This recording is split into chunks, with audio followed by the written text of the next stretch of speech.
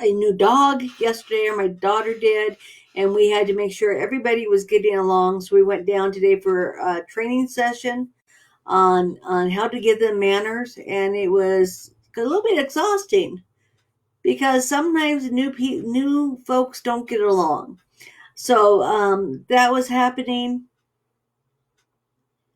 and I'm gonna have to check this to see.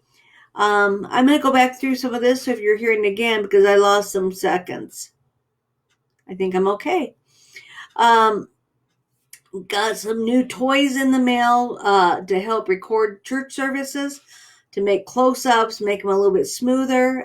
So we're excited to try to use that toy. Um, so it's a good morning. And the afternoon is going to bring a little bit of work for me. I'm going to be starting to outline sermon series, starting to get my ducks in a row for when we do go back and what church will look like when we go back. It won't be the same. It can't be the same. We're going to have to be cautious. Still not be as huggy and kissy and lovey. Well, we can be as loving, but we just can't be hugging on each other for a bit. Communion will be done a little bit differently. We probably will not have passing of the peace because we don't want anything contaminated or cross-contaminaminated. So it's going to be a new way to do church. I was thinking as we were introducing the dogs, um, dogs are meant to be part of a pack.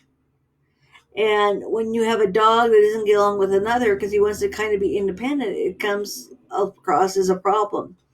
When you have two dominant dogs or a dog in somebody else's territory, grumbling and posturing can happen. And we're having a little bit of that with our Labradoodle and the new dog. And Gizmo wants to remind him that this is my house. You're in my house. So we're having to do a little bit of separation. We're social distancing them in a sense. So I want you to be aware that sometimes we're like pack animals.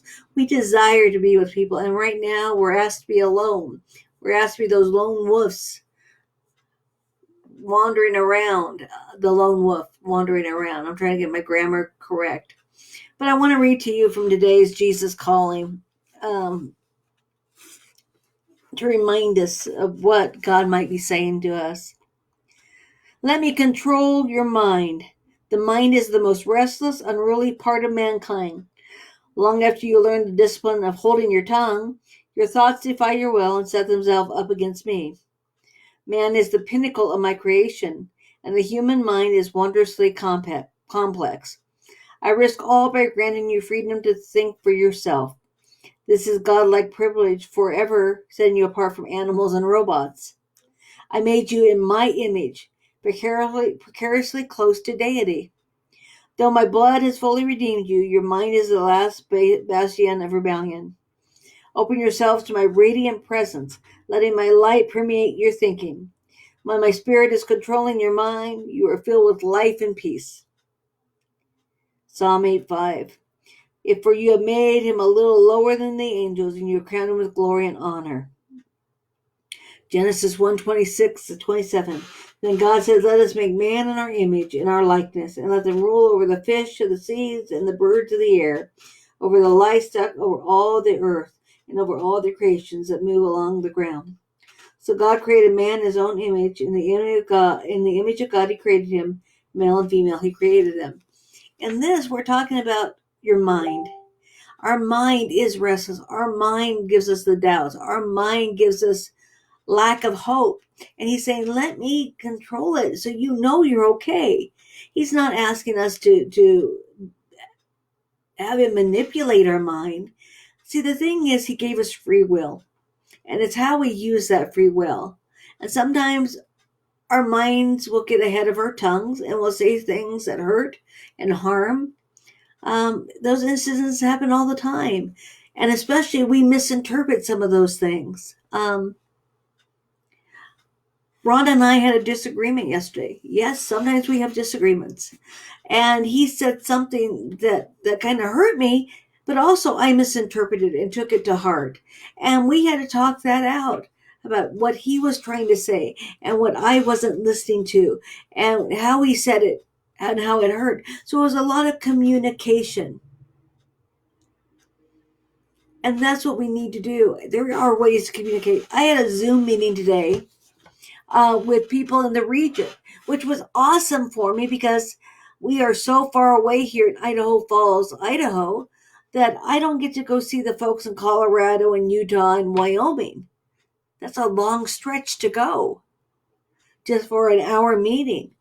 But today I got to see them and talk to them and share with them, hear their ideas and their hesitations and hear their excitement and how church will be and when church will be, because we want to proceed with caution. We don't want to get there and then have to withdraw. So, I mean, there's a lot of talk going on about how are we going to do church?